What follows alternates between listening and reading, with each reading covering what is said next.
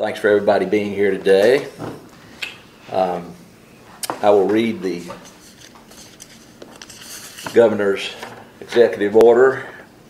In order to comply with the technical aspects of the Governor's executive order regarding holding open meetings in a forum other than in the open and in public, this governing body determines that meeting electronically is necessary to protect the health, safety, and welfare of its citizens due to the COVID-19 outbreak.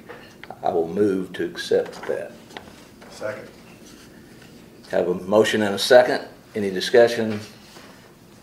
We will do our roll call vote, and if you will, I guess yes will be in favor and no will be against.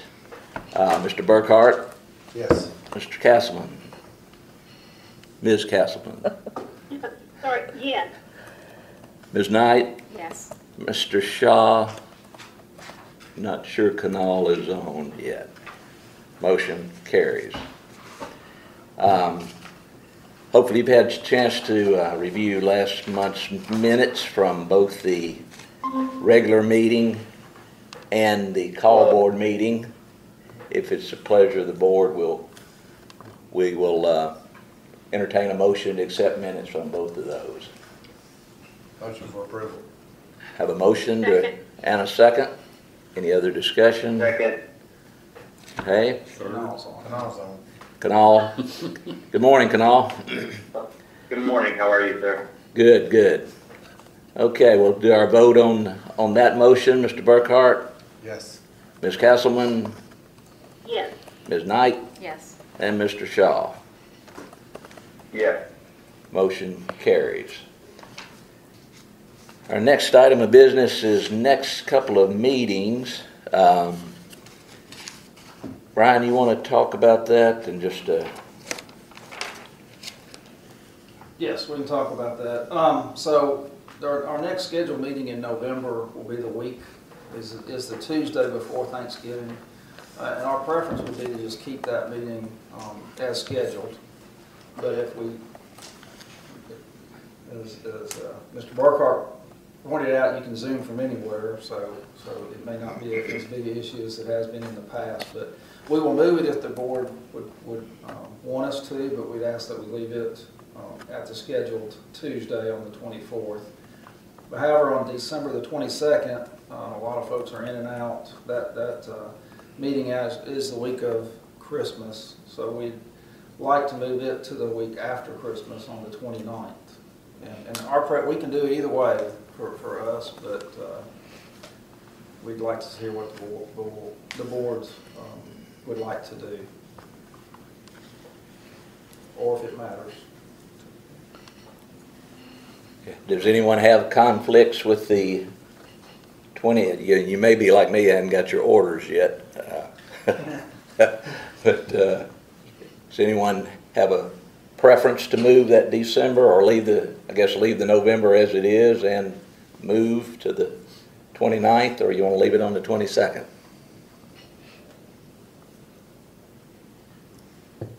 Apparently they're not hearing you, Mr. Chairman. You have to speak up. Let's take a vote. I'm good with the 22nd, so I'm good. It doesn't matter to me. Works for me. Which one, Canal? That's fine with me as well. Okay. So we'll You leave, okay with the 22nd? leave the November one on the 22nd. Well, No. is everyone good with the 24th of November, leaving it as normally scheduled, correct? Yes. Correct. Okay, then on the December one, leave it at the 22nd instead of moving to the 29th, leave it on the 22nd. Is that okay with everyone? Yes. Yes. Yes. Okay. Guess no action needed if we're going to leave it as originally scheduled.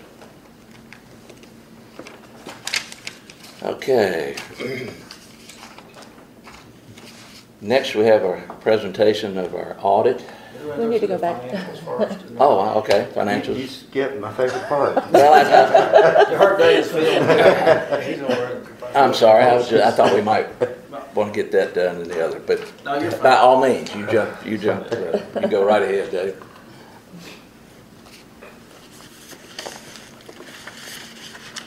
I know you start looking forward to this tomorrow, you'll start looking forward to next month. I do enjoy numbers.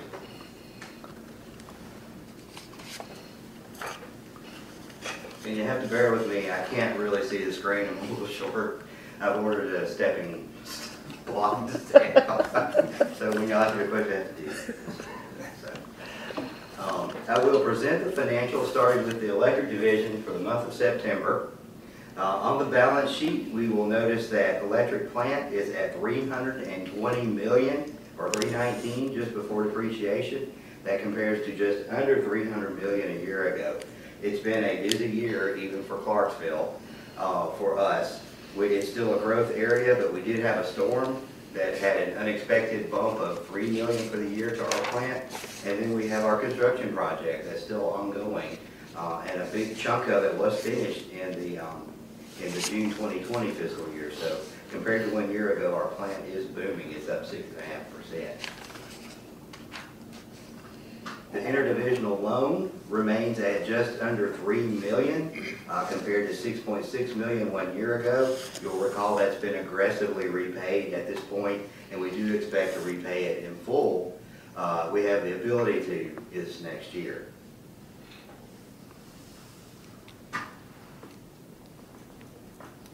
Not too much else to point out. Cash stayed about the same. Receivables went down a little bit due to lower usage in September compared to August, as you might expect when the weather gets cooler. Not much else to point out unless you guys had a question on the asset side of the balance sheet. FEMA money coming in? FEMA is still where it was last month. We have worked on the appeal. They approved everything but about $300,000. That was related to some contractor timesheets. They didn't like the documentation. We've obtained better documentation from that contractor. It was NES, I don't mind saying. Because they learned how to do it better after all of their troubles as well, get it out of their system. So we're submitting that and working on the appeal for that. But no money has come in yet.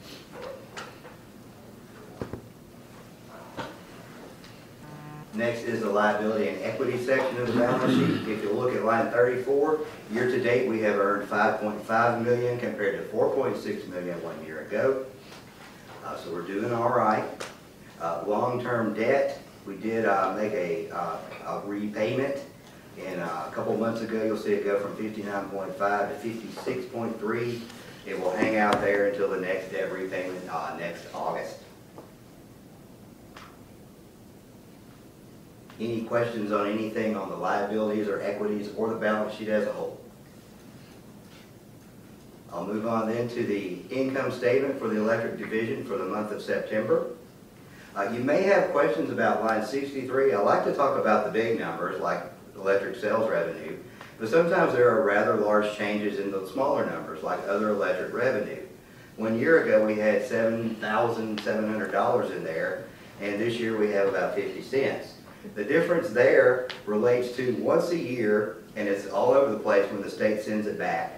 The state sends back the unclaimed properties that we remit to them. After they do their due diligence, it becomes ours, and we get recognized revenue. Although it's ours, if the customer does come forward after all these many years of us trying to contact them and the state trying to contact them, we do still have to give it back.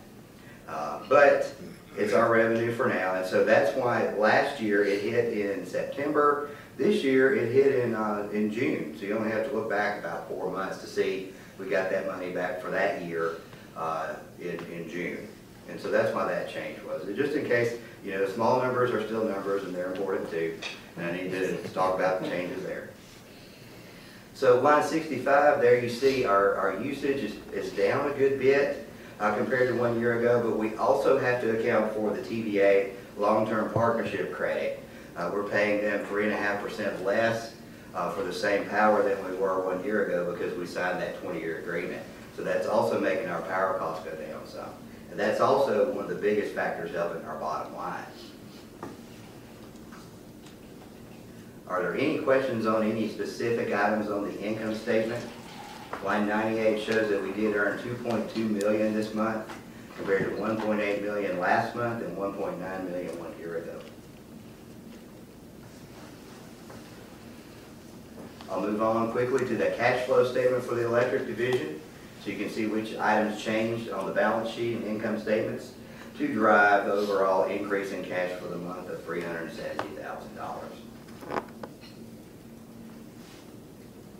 Moving on to the charts, you can see that we are still a very much growth-oriented community.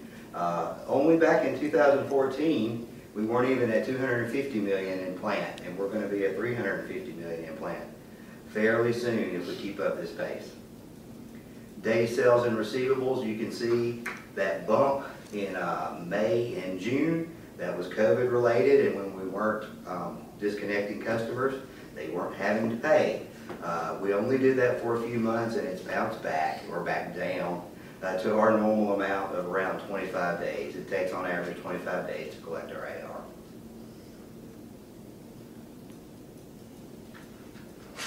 Operations trending.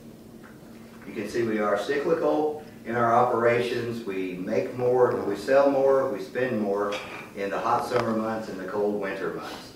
One interesting thing to me about this is if you look at the last few years, you can see that's a year, that's a year, that's a year, that's a year, that's a year.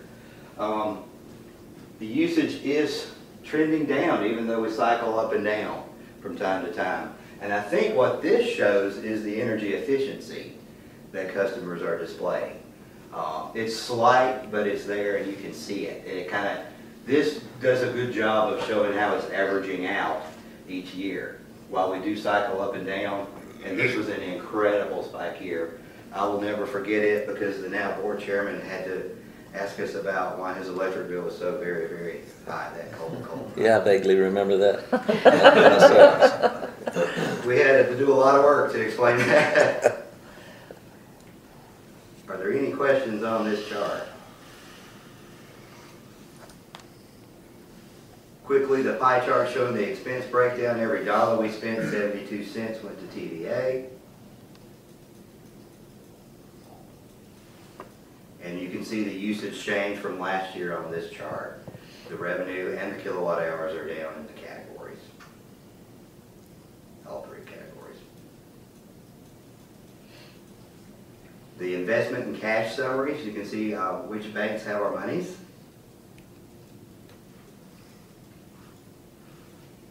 And you can see quickly on the TVA prepayment, we are now down to about a month and a half in there prepaid. We had been at about 2.5 months prepaid back when we were earning a credit higher than 0.10%. It used to be about 2.5%.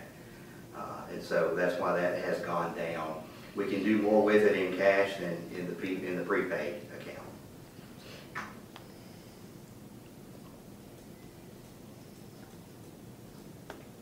We have earned $5.5 million. Our bond revenue requirement says we should earn $6.7 for the year.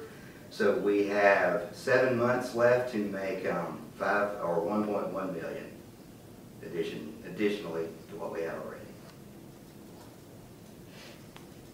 The next report is the TVA report. It's the same financial numbers you've just seen with some additional kilowatt hour breakouts. Are there any questions on it?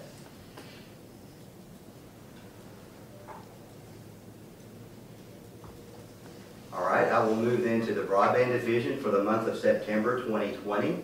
You can see our cash is up to $4.5 million. That's very comparable to what it was 1 year ago. Receivables are steady. Steady is pretty much the name of the game for broadband now. You can see that our plant is at $9.2 million compared to $8.3 million 1 year ago. It's actually starting to grow a little bit faster than it used to. We found that the plume pods are quite popular. So in addition to set-top boxes, we have the plume pods in our inventory and our materials and supplies in our plant now. So that's why those numbers are higher than they've been. If you look 2/3 of the way down the page, retained earnings year to date plus the current month is about $1.3 million. It was only about $1.1 million 1 year ago, so our net income is higher on average than it has been. Our retained earnings is now $6.3 million. Only 2 short years ago, that was still a deficit. So to get from a deficit to 6.3 in 2 years' time is pretty It's, I don't want to brag, Remarkable. but Please. Christie and her team have done a good job Yeah, of managing. I think it's worthy of bragging. Yeah, it's remarkable. And I am proud that we won't have that nasty gram from the state comptroller's office anymore. They'll have to find something else to complain about.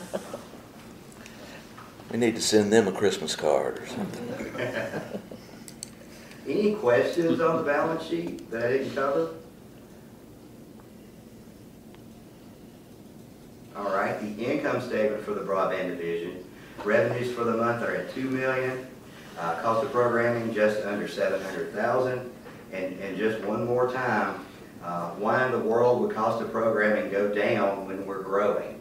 Well, the biggest chunk of our cost of programming is video services, and we are not growing in video customers.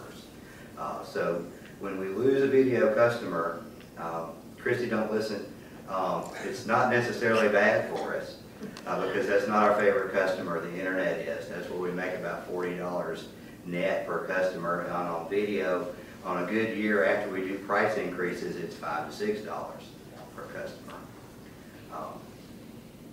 Not advocating to get rid of video by any means, but just want to explain why cost of programming can go down when revenues are going up, even though the cost for video services continues to rise each year. We just have fewer customers getting that. So net income for the month was $345,000 compared to $274,000 1 year ago. Are there any questions on the broadband income statement?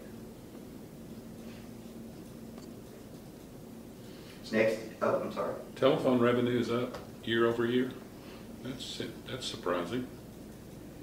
It is, but if you remember, they started doing for businesses the hosted PBX, and that's been fairly popular. So telephone is another where we'll lose about 20 customers a month on average, but not all are equal. The business ones, especially the PBX, make more money for us. So Christy can correct me if I'm wrong, but I think that's still doing well, hosted PBX, and that's why that's. No, David, you're exactly right. It's commercial customers, especially on the phone side, have more value. They only count as one in our customer count, but their revenue per customer is much higher than that of a residential. Thanks, Christy. Are there any other questions on the income statement for broadband? Next is broadband's cash flow statement. So you can see what drove the change of $268,000 in cash for the month. And then finally is the monthly variance report that we prepare based on the studies, the consultant studies that are done, and see where we are trending. Video loss this month, internet gain, and voice loss. That's a very normal month for us there. Are there any questions on that statement or any of my report? Thank you. Okay, Dave, thank you very much. Another good report, as we are so lucky to hear each month. I entertain a motion to approve the financials as presented. So moved. Second. Have a motion and a second. Roll call vote. Any other discussion? Hearing none. Roll call vote. Mr. Burkhart? Yes. Ms. Castleman? Yes. Ms. Knight? Yes. And Mr. Shaw? Yes. Motion carries. Okay. Now we have our report. And I'll turn it over to you, Brian, or Dave, whoever wants to introduce Matt to us. I'll say a few words and then David may say something. So Alexander Thomas Arnold was our outside, our external auditors this year. I think what you're going to see, Matt Wood, partner with companies with us to do a presentation, go over the audit, but I think you're going to find another year a good audit. I think it really speaks of David and his team of keeping an eye on internal processes and what we're doing. So I'm very, very pleased with that. Also very pleased with Matt's team. They worked really well with our team. I know that you do several other electric utilities and understand our business. I think that's been very helpful through the process. David, do you want anything you want to? I can't top that, so. Thanks, man. Matt? Good, going up here?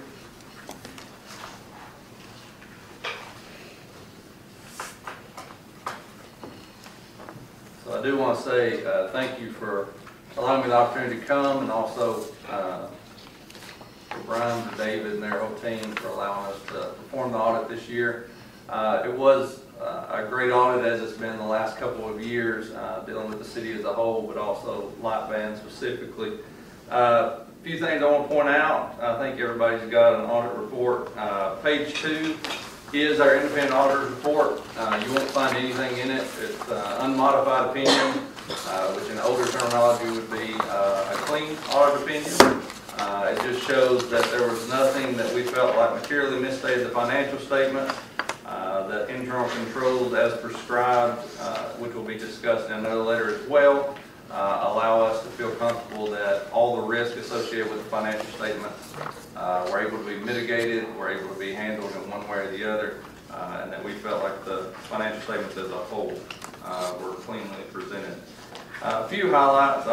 I just saw your presentation on a monthly basis, and so I know this board is kept well aware throughout the year of what's going on. Our audit is as of June 30th, so there will be some things that have happened since then that you would know about that we did not audit. Page 7, I just noticed looking through the change in net position over the last few years, and while you can see it at near the bottom of the page, you can see net position is currently at about $192 million.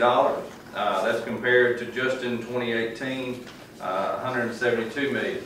Obviously, CDE is profitable, and as David pointed out, you're spending a lot of money on plant throughout the last few years. The storm involved in 2020, it affected all Tennessee munis more than anything else. We've had some that dealt with 3 different storms this year, from straight line winds, floods, and other things. So it's a good thing to see net position go up. Don't worry for an electric municipality that unrestricted net position went from 48 to 36.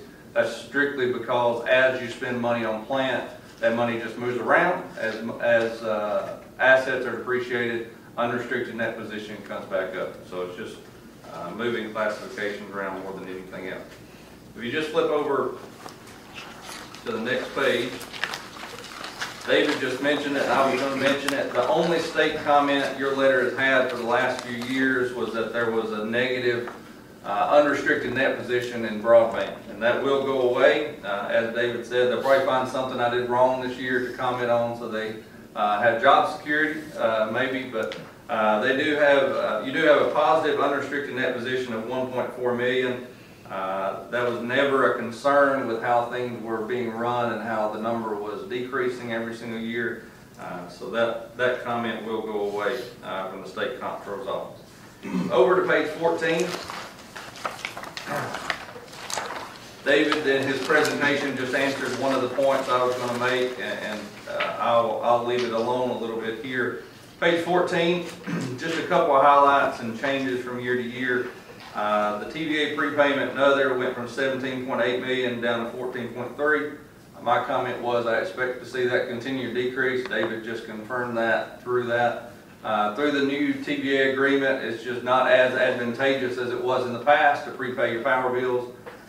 Everybody is kind of blending that down. People have had up to 3 months prepaid. I have a client that's basically not prepaid now. So it's crazy to kind of see that change in the face of the financial statements, but operations throughout the year aren't going to change at all. You're still going to pay the bills as they come due, but it'll just change some classifications on the financial statements there. And you can see on the bottom of page 14, or near the bottom, the interdivisional receivable from broadband decreased about 3.6 million this year. There is a note table in the back of your financial statements that shows the prepayment or the payback of that being about $800,000, I believe, the next couple of years, and then skipping a few years and paying off the remaining balance. That will be completely up to David, Brian, and the team of how that repayment happens. You're not required by any means to pay it back under the structure you have. It's just a great thing to see that interdivisional loan coming to an end. We'll flip over a few pages here. Still noting on broadband, if you want to flip to that page, page 16 on their financial statement, you can just see the growth of broadband. You can see it in many different facets. You can see the fact that the interdivisional loan is down to 2.8. You can see it in the capital assets that they've continued to increase year over year. You can see it especially, as we've already discussed, in the net position now at $5 million in total. As the mayor said, truly remarkable to see that growth there. Page 17, if you want to look at electric division income statement. While you can see that operating revenues decreased this year, 4.8 million or so, you can also see, if you look down, that operating income increased by nearly $1 million. So in a year where we see that actual operating revenue decreased, but operating income still increased, we know it's just related to usage. Usage is unpredictable at any municipal electric company. We can just see that change there. It's still in good shape. Going back to page 19, the cash flow for the electric division. We can see the additions to plant being 23.5 million or so last year, 27 million. This year, we can see that most of that, or a lot of that, is due to the storms, but also the additions to this building, which, as David said in his comments just a moment ago, while still ongoing, the majority of the project is done. Okay, page 39, I'm going to skip some pages here. Most of the footnotes don't have anything but describing the accounts receivable, which you know about, and things we've already discussed. I want to talk about OPEB for just one moment. So I'll make this comment, and then I'll make a disclaimer comment on the end of it here. So the OPEB liability on page 39, it stands for other post-employment benefits. It's health care and other things that we offer to employees after they retire from CDE Lightband. You can see that number really didn't change very significantly from one year to the next. 1.98 million to 2.13 million. You may be recommended by trust, I guess representatives and others, to create a trust for it. My standard comment is, while it makes sense on the financial statement, it really doesn't make sense operationally to put money in an irrevocable trust that, while it would gain you on the financial statements, it gains on picture of a financial statement about $1.40 for every dollar you put into a trust. However, it makes that money irrevocable. You're making the contributions as noted here, $51,000 or so, and that liability is really not changing. OPEB is not written in stone like pension is. Pension is written in stone, carved in stone, like 10 Commandments basically there. It's hard to change, hard to move. OPEB is not that way. A board can change their mind tomorrow and can change that OPEB liability significantly. So I never recommend, unless people really want to, and I'll be glad to help with it.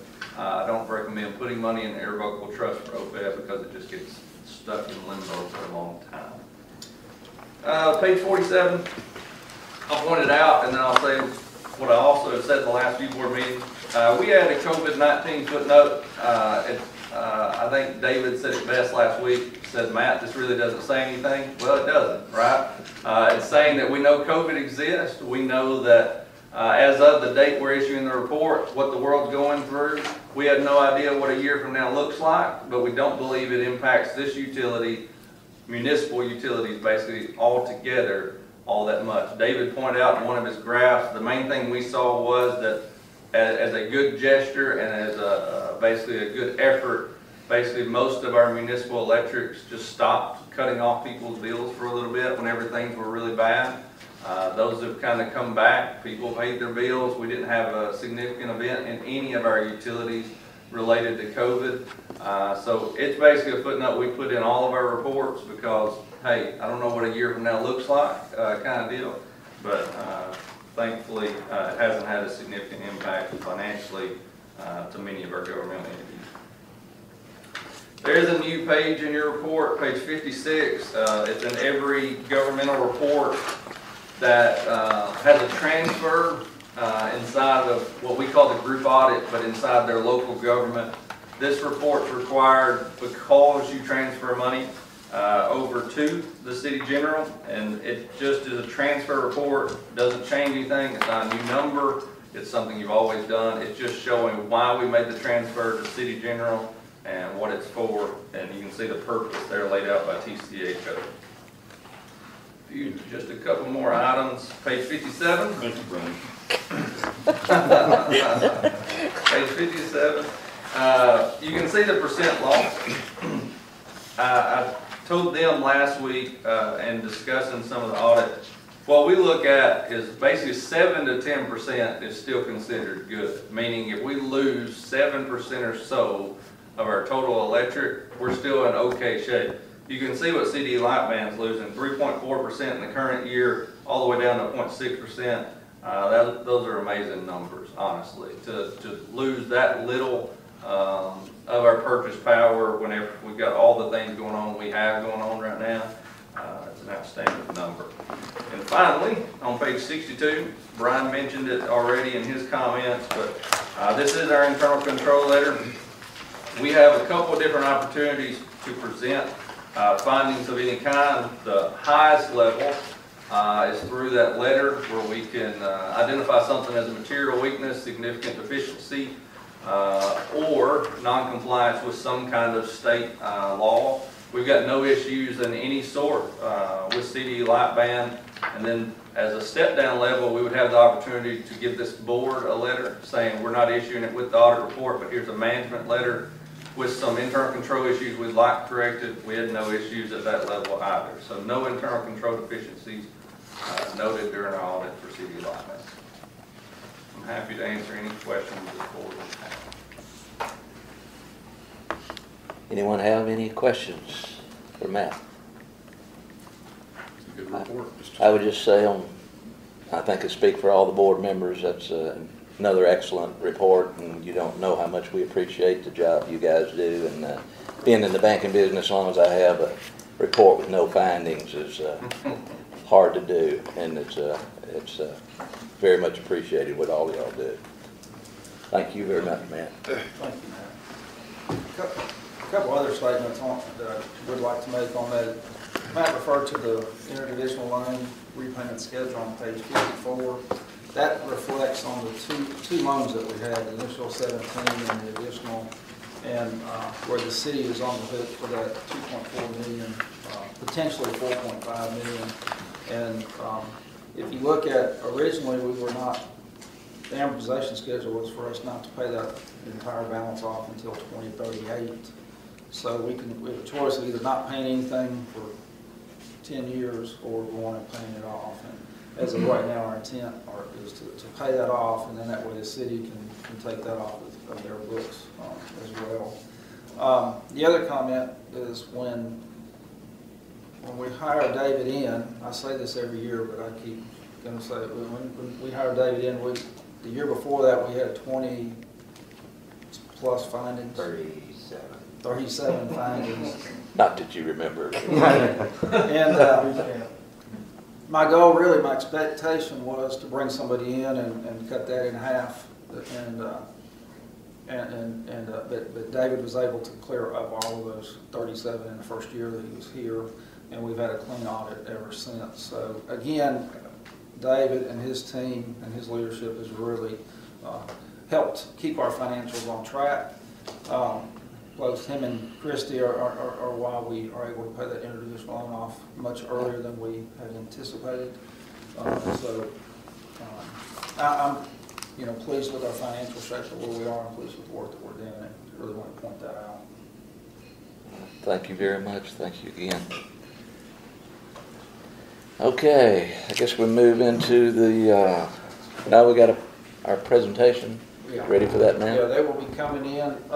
So this purchase power agreement presentation, we talked about it at the special call meeting last time where we hired Seven States Power Corporation to help us write an RFP to go out and purchase solar power. Rather than us buy the land, buy equipment, and build it ourselves, we're looking at entering into a purchase power agreement just like we would TVA. But it'll be with some sort of solar power purchase. What we're wanting to do now is make sure the board understands what we're trying to do, and Jared and Walter have been really working through this. We anticipate another special call board meeting coming up between now and between the 10th and Thanksgiving, and the reason for that is we're pushed to enter into an agreement with a vendor and issue a letter of intent, a non-binding letter of intent. And if we can do that before Thanksgiving, it would lock us into this year's pricing. And all these solar companies are making their money based on tax incentives. So each year the tax incentives go away a little bit more. So we know that next year solar power is going to be higher than it is this year. So what we want to make sure y'all understand kind of what we're doing, but working with Lance now, trying to get the wording correct in our letter of intent. We would do a special call board meeting only to select a vendor to issue a letter of intent. It may be, it's non-binding, but even if we went with them, it may be a year, year and a half before we would ever enter into an official agreement. That agreement would come back to the board. Before we spend any money at all, we would have to come back to the board. But rather, I anticipate if we do a special call meeting, it may be all electronic, and I thought the presentation would be better during this meeting and to speed up the special call meeting.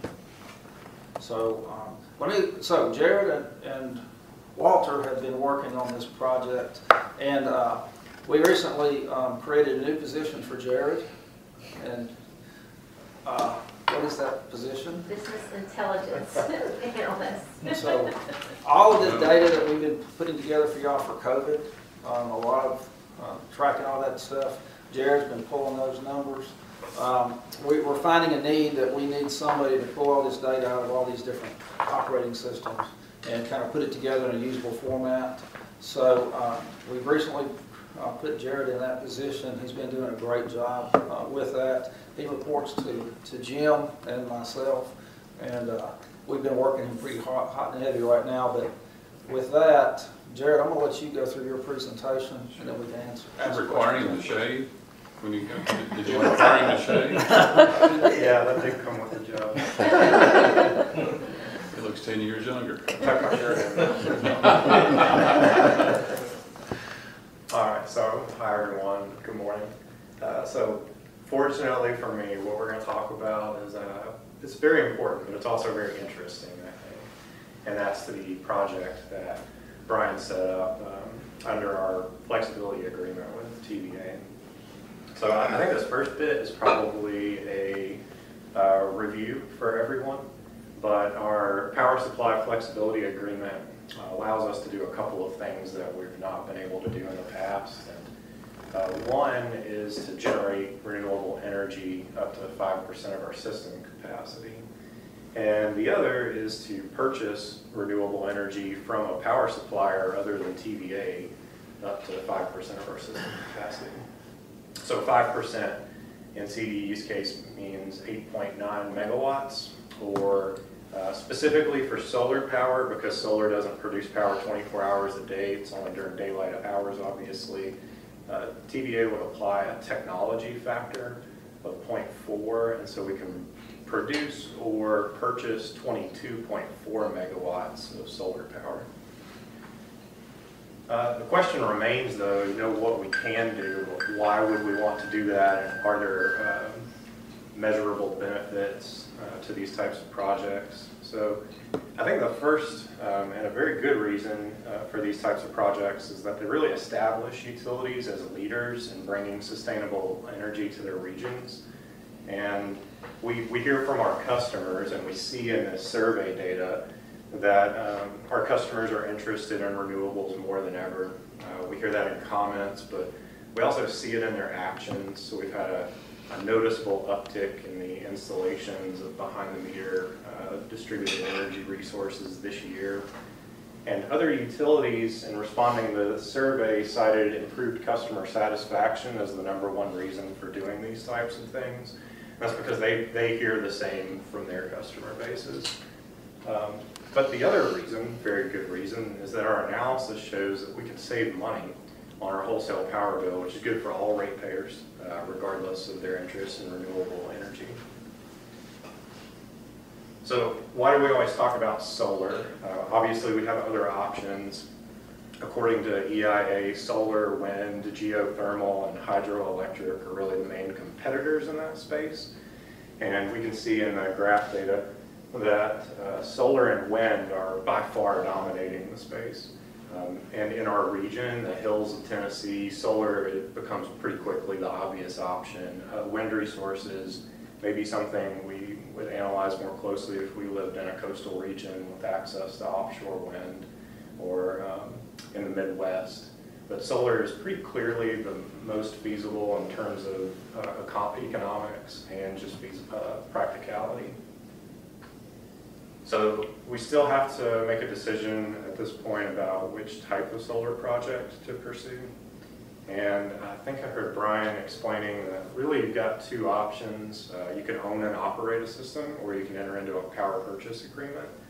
In the owner-operator model, we'd be responsible for all of the upfront capital expenditure, also for the maintenance costs over what might be the 20 or 30-year lifespan of the system. And as a municipal utility, we don't qualify for the federal investment tax credit, which is currently 26% to help us offset those costs. So we've really settled on the power purchase agreement as the first project that we want to pursue. So under this model, no upfront capital expenditure or maintenance. We would essentially invite the developer here to Clarksville to build, own, and operate the system for us. And then we would agree in advance to purchase all of the kilowatt hours output for a fixed cost. And to that end, we have an open request for proposals right now. And basically, our RFP is requesting that vendors propose two projects. So one will be a 10 megawatt AC system located here in our service territory.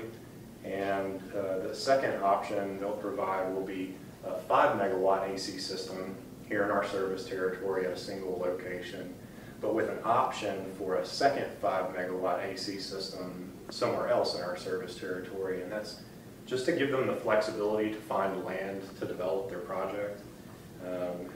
And we're expecting responses for both of those scenarios. So probably one of the most interesting things when we started doing the analysis for this to me was just visualizing how much power we're actually talking about. So I thought I might share some of that. The blue line here, the dark blue line across the top, is the simulated output of a 10 megawatt AC solar array for the year 2019.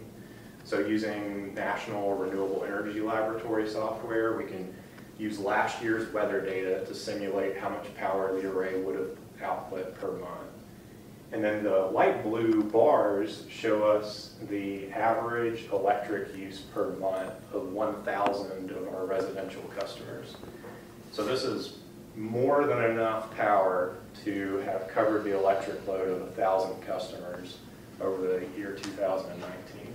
So really a significant amount. Another way to look at that is in terms of our city department electric load. So same dark blue line for the production of the panels, and that amount of power would have covered the combined loads of the street department, CDE's accounts, the City of Clarksville municipal buildings, fire department, and the police department.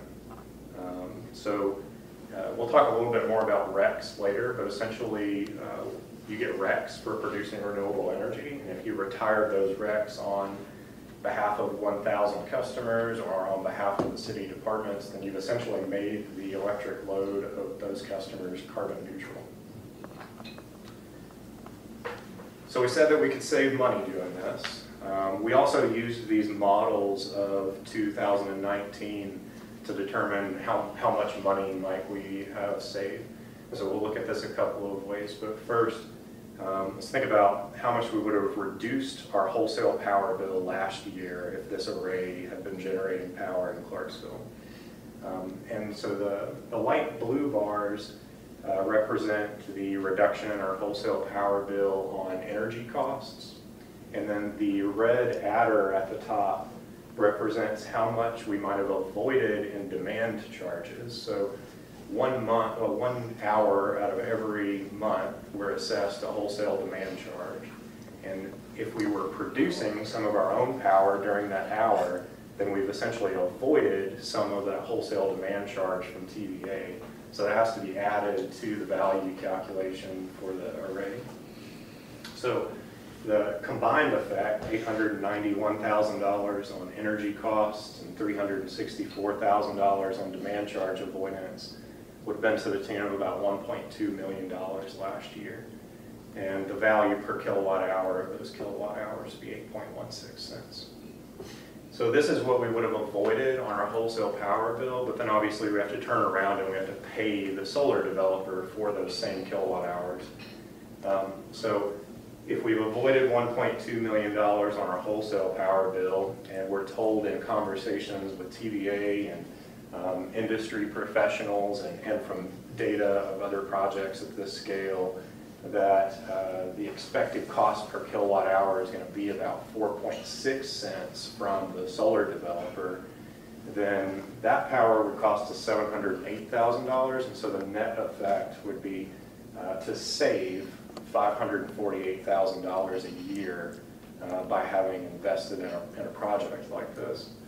And that's yearly for the 20 or 30 year lifespan of the array. So in addition to all of the environmental and sustainability benefits of the project, there's also significant wholesale savings, I believe. And this amount, 4.6 cents, so that's what we would agree on before we enter into a contract with a developer, and we expect it to be about that amount. So this is sort of the icing on the cake for these types of projects, but I just quickly looked through a Forbes list of companies that have aggressive sustainability goals. So the RECs on every single megawatt hour of power that we produce from this system would be a valuable economic development incentive to attract any of these companies to our service territory.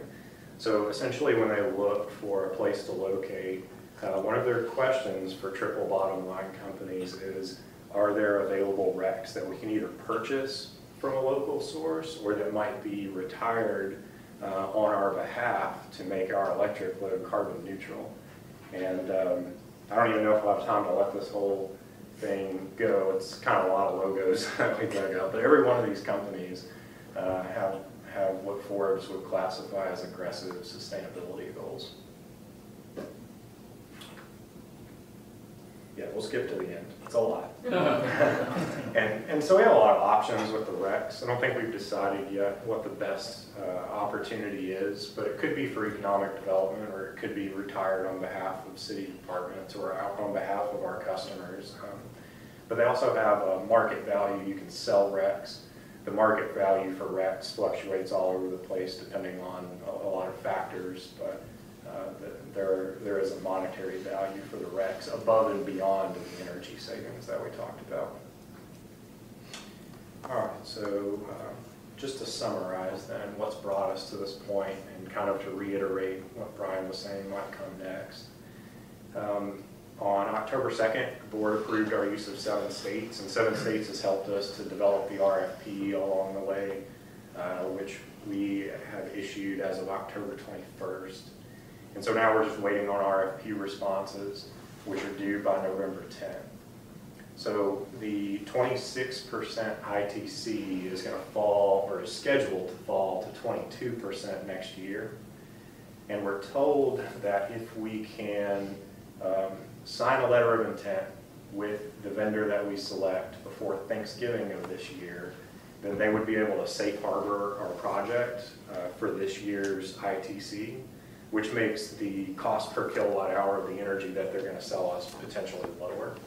So there may be a special call board meeting between November 10th, when the responses are due, and November 24th, just to discuss the vendor that we've selected and potentially have the board approve the signing of the letter of intent, which would help us to secure the lower cost. And I think that's actually all there is to say about that for now, but I'm happy to answer questions if you have any.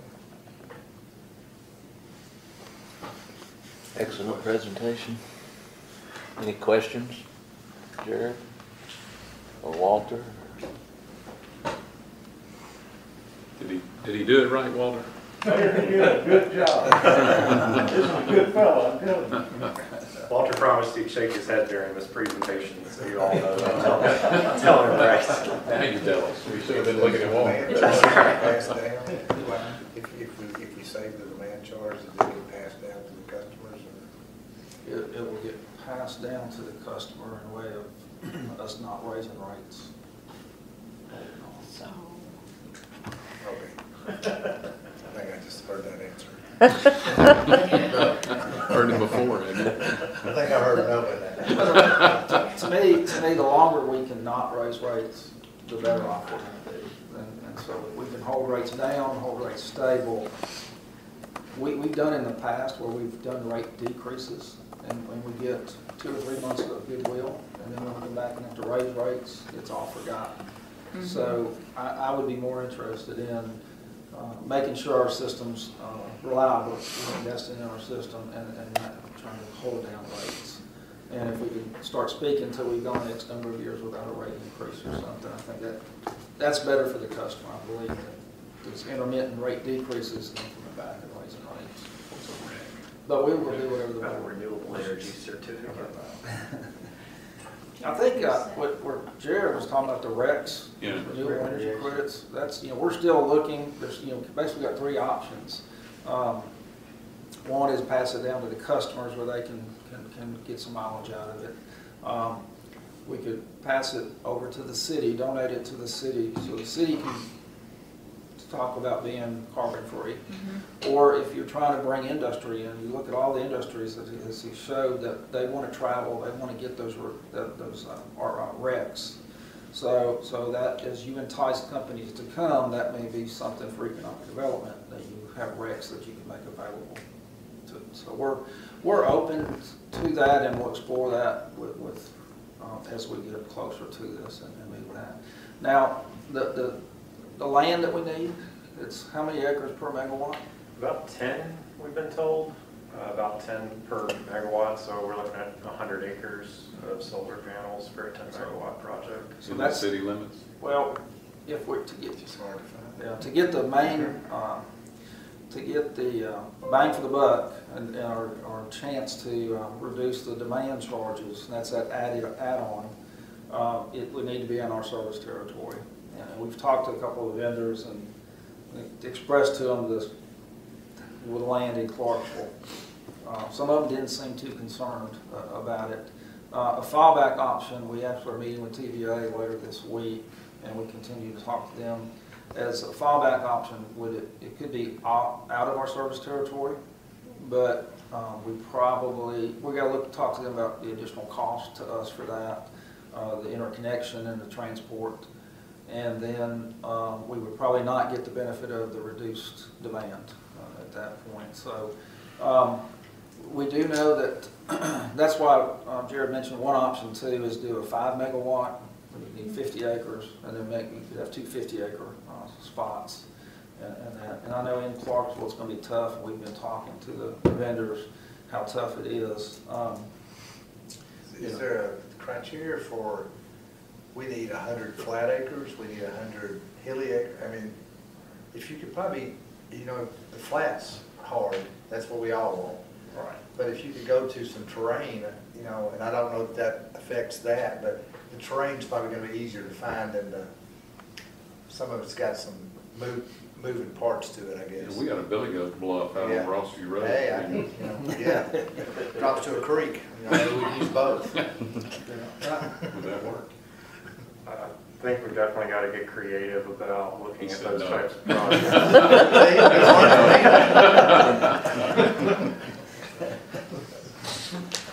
But we'll leave that up to them to see what they can work with. I'm excited about it, Bill, you know, to look at this. This would be one that we're not, we don't have to do the capital investment.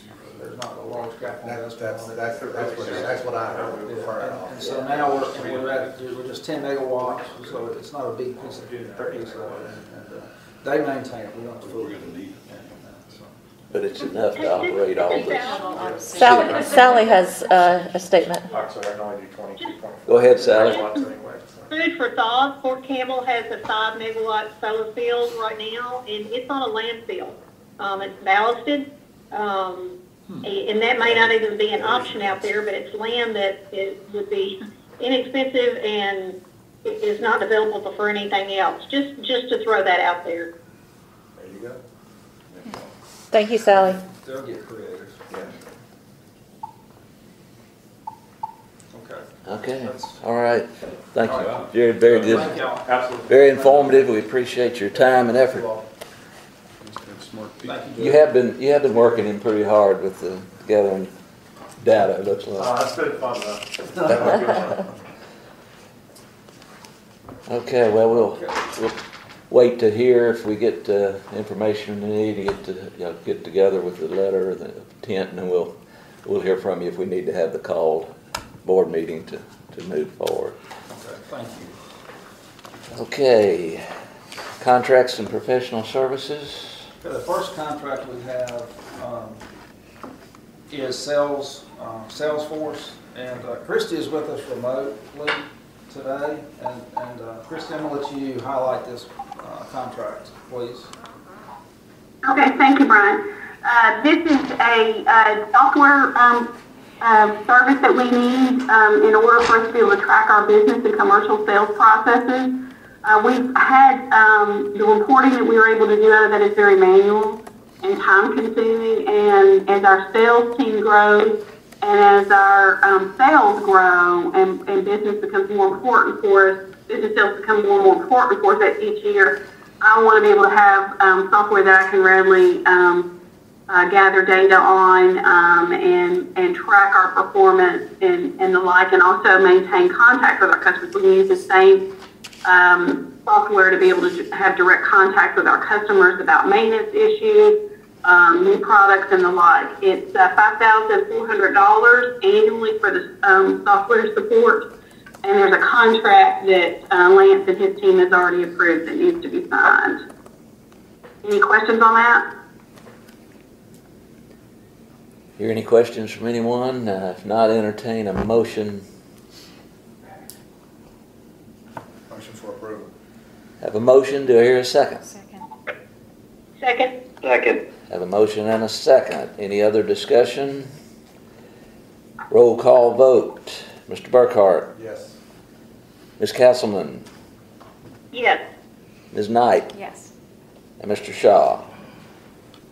Yes. Motion carries. All right, PSU. Okay, and this is actually revenue coming in. Again, Christy, would you please go over this? Yes. With the changing dynamics on campus, we have always been the video provider for their dormitories and all of their admin and other buildings on campus.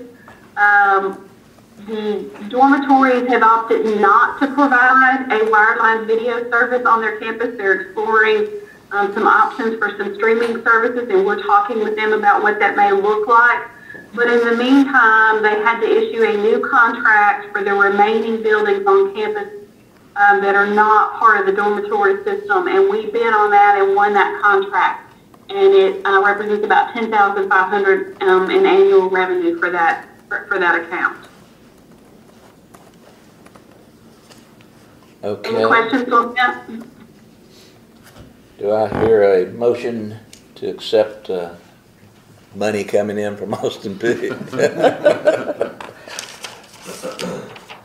So move. So move. Have a motion. Do I hear a second? Second. Have a second. Roll. Any other discussion? Roll call vote, Mr. Burkhart, Yes. Ms. Castleman, Yes. Ms. Knight, Yes. and Mr. Shaw. Yes. Motion carries.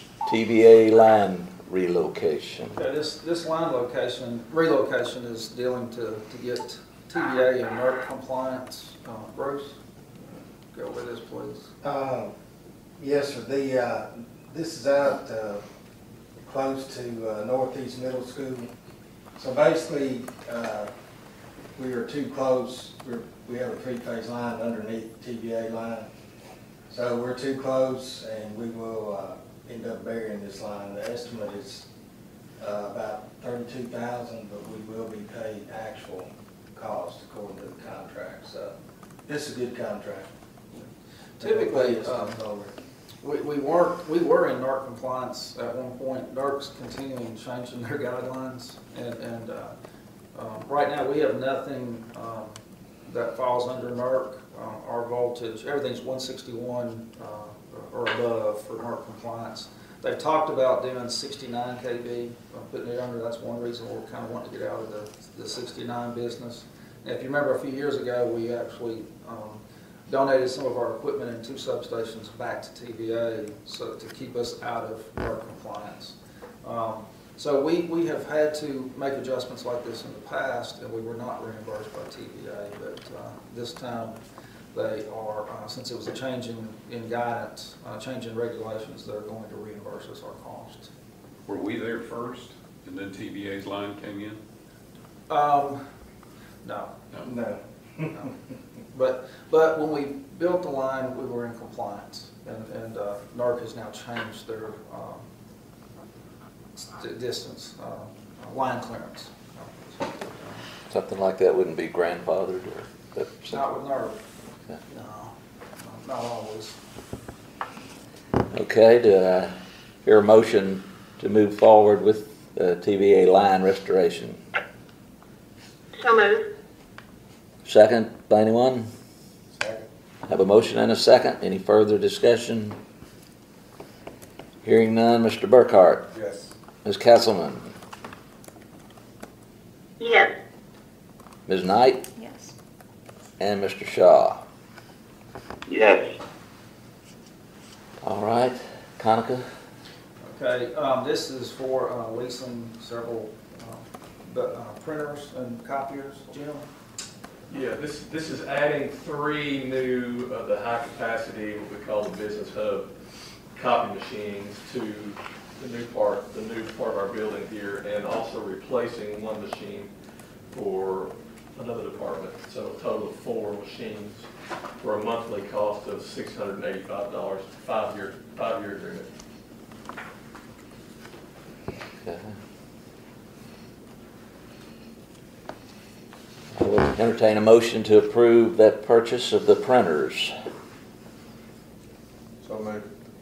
Have a motion, do I hear a second? Second. Second. Any further discussion? Mr. Burkhart, Yes. Ms. Castleman, Yes. Ms. Knight, Yes. and Mr. Shaw. Yes. Yes. Motion carries. Data Voice. Data Voice is our outage reporting software vendor, and this is an add-on module. Bruce, highlight what we're adding into this. Yes, sir. This is an application that will run on the operations folks, linemen, foremen on their laptops. And not exactly, but they'll see most of what the people in the office see. So they'll have it right there in front of them, where the outages are, what devices are involved. So this is a really good step for our outage management. Any further questions concerning that? If not, I'll entertain a motion for approval. So moved. Second. Have a motion and a second. Any further discussion? Hearing none, Mr. Burkhart, Yes. Ms. Castleman, Yes. Ms. Knight, Yes. and Mr. Shaw. Yes. Motion carries. Iris, So the next, two Iris contracts, if we could, maybe take those together. together, okay. We'll ask Christie to highlight both of those. Thank you. The first one there is a multi-source shelter protection. All of our Iris connections that we have currently have multi-source shelter protection for DDoS. And DDoS is a distributed denial of service attack. That's where someone would try to hack into our system and stop the flow of our internet traffic, thus interrupting the experience our customers have. We have that on all of our current Iris connections. We do not currently have that on our CenturyLink connection to Nashville. Iris is in the position to be able to build that for us and develop that so that every one of our internet egress connections has that protection on it. The cost is $1,500 monthly, and then the total install for that one-time fee is $30,000 for that particular piece. Any questions on that one? If not, I'll move on to the 3 gigabit transport to Chicago. That is our video streaming connection. So we use a point-to-point connection from here to Chicago, where all of our video for our streaming service is transmitted to us. And currently, right now, we only have that one point-to-point. And if at any point during our service of that fiber is damaged, we will be without our video streaming service. And as our video streaming product has continued to grow, we need to make sure we protect that. So Iris has the ability to also develop us additional point-to-point connections with an automatic failover if any one of those connections is damaged anyway. And that too will be $1,500 a month with an install fee of that $5,000 of a one-time charge. Any questions on that? Any other questions? Hearing none, I will entertain a motion to approve. If possible, we will go ahead and approve both those contracts at the same time. So moved. Second. Have a motion and a second. Any other discussion? Hearing none, Mr. Burkhart? Yes. Ms. Castleman? Yes. Ms. Knight? Yes. And Mr. Shaw? Yes. Okay, motion carries. Purchase agreements? Okay, so Or a request, excuse me? yeah, so our purchases that we'll be doing this month over $25,000 will be Freshworks renewal, and that's where we do our online chat. There's several different modules to that. Been using that both on the electric division as well as broadband, and we've been working really well as far as customer support. The next is our Plume Pods. David had mentioned that too, and Christy, how successful that is. We're ordering $675,000 worth of those, not at one time, but as they get them ready to come in. But those are really doing well with our streaming product, and it works very well with homeowners that don't want to put wiring in their homes as well. It's making a lot of our installs run a lot quicker as well. We talked some before about our backyard machine. Want to order that from Altec. It's 278-102. This allows us to get back in behind homeowners in the back lots without putting a truck back in there. And this device will also carry a pole in, set a pole, and as well as do maintenance on that. So I think the guys are excited about getting this thing in. From Gray Bar, we have 2-count fiber, and this is just renewing our stock. And then another order of some primary wire, which was also just renewing our stock inventory. So I went through those quickly. I'll be happy to answer any questions anybody has on any of those purchases. I know we were having trouble with them getting parts and equipment for some of our developers and different things. Has that eased up any, or? It's not eased up a lot, but we've got it, the sectionalizers have come in, and we've got several things coming in. We got an order of meters. That was the next big thing, was meters went from 12 weeks to 22 weeks. And so, but we are trying to stock up on things as we can, but what's happening is just at the flip of the switch, we find out that lead times doubled. Yeah. And so hopefully this winter, if we continue to purchase at the rate we have been purchasing at, and the lots are not being built December through April, like they produce through, maybe we can get caught up enough to be ready for the springtime rush that seems to kill us. That's, hopefully that can do. That Yes. backyard, I do have a question on the backyard machine. yes, Is that the big one or the little one? I know we talked about it. it's the big one. I'll let Brooks, he spec'd it out. That one, It's that's the the big pole, one. that one that totes the pole, Oh, yeah. that's one I like that one. The smaller one would drag the pole in. Right. And still cause damage to the yard. This one, you actually load the pole on it and drive it in. Was it, is that, how much was that one, 280? Right at 280. I thought I remembered that number. Okay, thank you.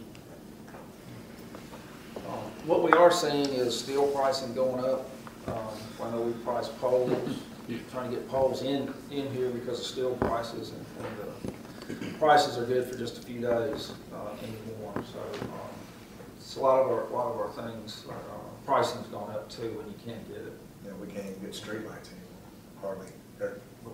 They'll tell you now just about streetlight poles that are just regular steel poles.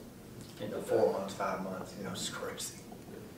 So, okay. Any other questions on purchases? Okay, the operating policy 2-1 fuel cost, it is, average bill is going up this month from $129.27 a month to $130.81 a month, and primarily that's due to fuel costs this time. But even with that, November is probably 16% lower than the previous 3-year average. So we're still, if you look across the chart on the average bill, it's still lower. It's lower than it was last November. So it's holding steady there. So our management report. I'll let. You want the PowerPoint for this? You want to call up your PowerPoint then? Yes. So we've been doing a COVID update. We'll go to the next slide. Okay, so, no, yeah, there we go, I'm sorry. So TVA did a second round of Community Care Fund. And they're the first round we partnered with United Way. We got our employees made contributions to it, and the community contributed, and we collected $54,998 for that Community Care Fund. The second round, we will get an additional $25,000 match from TVA. We are, this time we're going to be working with Imagination Library. They were having some money problems and that. So CDE's not contributing, but anything they raise, TVA will match. And so we'll match up to $15,000 towards that. Jim and his team worked with the Department of Housing and Community Development to ask maybe what the city's doing to help agencies and what agency they thought might be in need. And they suggested Salvation Army. And what they'll be doing with Salvation Army is those folks that are homeless and they get them into a home, the next big thing is establishing service and all the upfront cost of that sort. So we'll be working with matching $10,000 for the Salvation Army for that effort. So that, through the help of TVA, that's an additional $25,000 that will go that back to the community to help. Okay. So this is just all the community agencies that help people pay bills. And this was what happened in September. And Community Action Agency, they received $650,000 in the CARES Act and applied that this month. That's why theirs is so high. But they contributed to CDE $758,766 to pay, help 2,180 customers with their bills. So that really helped a lot of those folks that we hadn't cut off for several months to get them caught back up. Part of that $25,000 that we sent to United Way. United Way has spent $6,865 worth this month and helped 37 customers. So this is an idea. These are some other agencies that we work with, and y'all typically approve the contract to allow us to accept vouchers from these folks. But $773,673 came in from outside agencies to help people pay their bills through this process.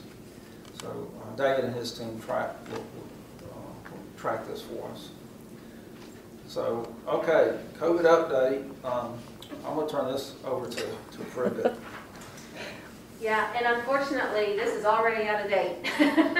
I sent this slide 3 times to Brian yesterday, and every time I sent it, I said, give me 15 more minutes, I'll probably have to change it, and sure enough, I did. And already this morning, I'm 3 more up today. So unfortunately, since we were last together, we've had 28 people go get tested, and 8 of those were positive. So when at our last board meeting, we only had 9 positives. We now have 17.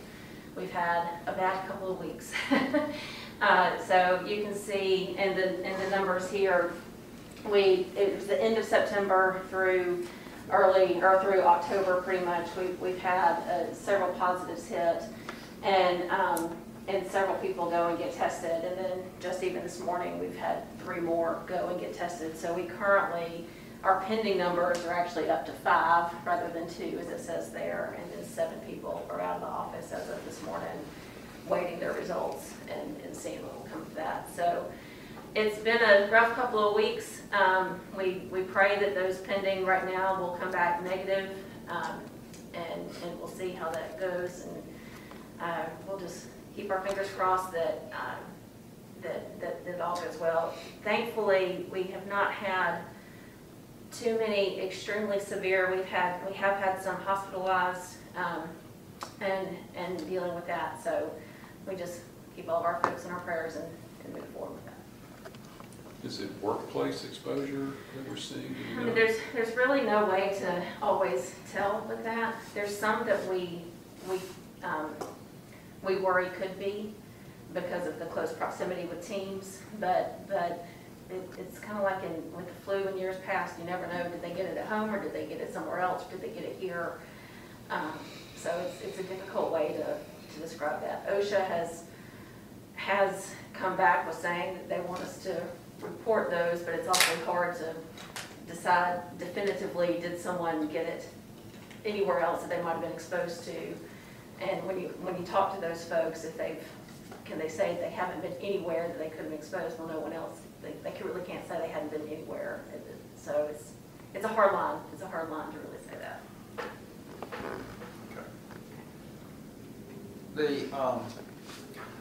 So some of you all may have seen this on Facebook already, but I wanted to make sure everybody saw this. So yesterday marked our 1-year anniversary of the big storm, and the worst damage that CDE has ever witnessed to our system. Let's go ahead and play that video real quick, please.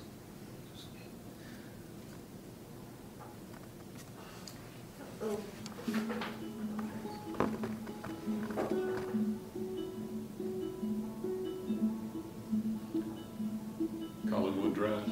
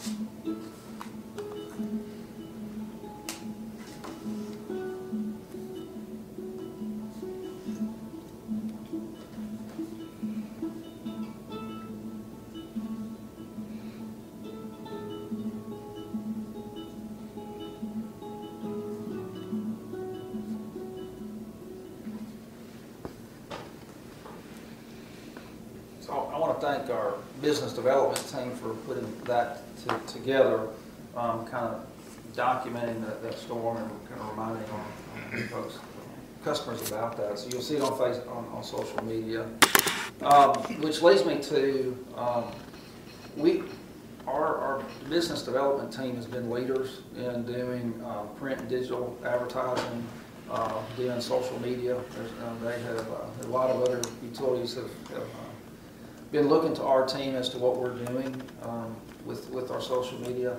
And later today, I said later this afternoon, but actually I think at 10 o'clock, APPA's Customer Connections annual meeting is going on. It will be a virtual meeting. And we are going to be recognized in 3 categories during that for Award of Merit in Print and Digital category, Award of Excellence in the Video category, and Award of Merit in our Web and Social Media category. So we not allowed to really get anything out publicly until after tomorrow. But I wanted to let the board know that they're going to be recognized, and we'll do something at the next board meeting, bringing those 3. So it's kind of neat. 3 different people submitted these things. So it's a really tribute to the work that business development is doing. So we'll get you more on that. Real quick, it's end of TVA's fiscal year, so it's going to start our new grid access charge. You'll see last year, so TVA now charges us a customer charge. They call it grid access charge. And this past year it was $520,000 a month. The previous year, fiscal year 2019, we ended up making $595,000 off of that. And this year we've only made $281,000, and they really our sales were down 4%. You see that in our financials. This is our grid access charge is based on a 5-year average, so it'll go up from $606,000 this past year to $613,000 a month next year. So we are very fortunate because we're growing that we are. You know, it's kind of a break-even type. You want to break even, but we're making some money on that because of our growth. A lot of utilities in West Tennessee are losing customers, and they're seeing that they are in the hole on this grid access charge. And so we're very fortunate on that. But even with this past year's usage being 4% lower, the 5-year average did go up, so we'll be seeing an increase on that. And quickly on the knock, I think we reported that they found asbestos in there. The asbestos has been removed. They began demolition yesterday, and I think we're meeting with the subs tomorrow and kind of kicking things off with all the subs. So work is getting started over at the knock now. So. That's all that I have to report. There's other reports in there. If y'all have any other questions or things going on, Sally, if I missed anything. If you have any questions, I'll be glad to answer those, but that's all that I have in my report. Any other questions for Brian or the team? Another great meeting, guys, and great job y'all do. And that video makes you appreciate those linemen and what they go through. I tell you what, so, thank them for what they do for sure. Mr. Mayor? No, I've said it all. It's a great organization. All right, hearing nothing, we will call this meeting adjourned. Thanks, guys. Thank you.